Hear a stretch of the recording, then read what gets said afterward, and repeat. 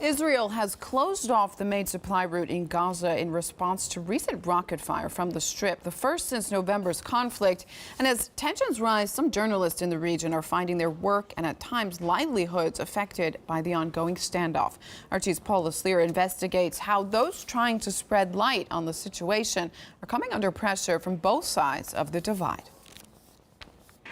November last year, Israel and Gaza are at war. And in the middle of it, a Gaza journalist reporting in Hebrew for a leading Israeli newspaper. It was the last major story Sami al-Ajrami would write for the Hebrew press. A month later, Gaza's ruling Hamas party banned Palestinian journalists from working with Israeli media, accusing it of being hostile. Tel Aviv refuses to recognize Hamas and regards it as a terrorist organization. I do not understand this decision. Unfortunately, I feel that our struggle will have less meaning if we do not speak to the Israeli media and make them hear our message. Sami feels he's on a personal crusade to help both sides better understand each other. When his 9-year-old daughter was hit by an Israeli missile, it was his Israeli editors who arranged for her to be brought across the border and treated. And it was in their newspapers that he published his anger and anguish over Israel's bombardment of Gaza. Israel is using the media in its war against us. In this war, journalists are under attack. They want to kill all our words and reports that prove that there were war crimes in Gaza. The attack is coming from both sides of the border. Israeli journalists too are banned from working in Gaza. But ironically, it's not Hamas, but Tel Aviv that stops them, deeming it too dangerous for them to report from there. Gaza is a very scary place, especially for Israelis. Some masked people came to my Palestinian cameraman in Gaza. They gave him $25,000 and they told him that the next time that a Jewish is going to enter Gaza, please tell us where it's going to be a route with a car. We are going to kidnap both of you and take him and release you.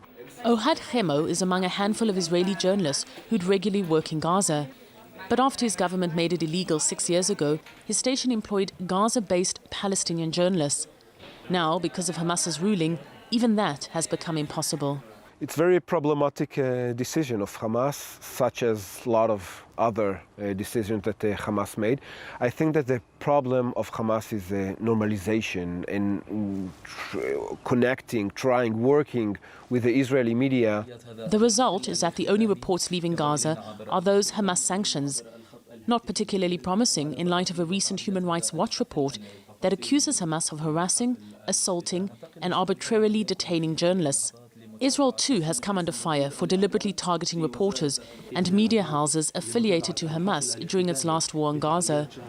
Israel fell 20 places in the 2013 World Press Freedom Index due to the actions of its army in the Palestinian territories. These two journalists are rare. Sami because he speaks and writes Hebrew and engages Israeli audiences. Ohad because he spends so much time in Palestinian areas where few Israelis dare to tread.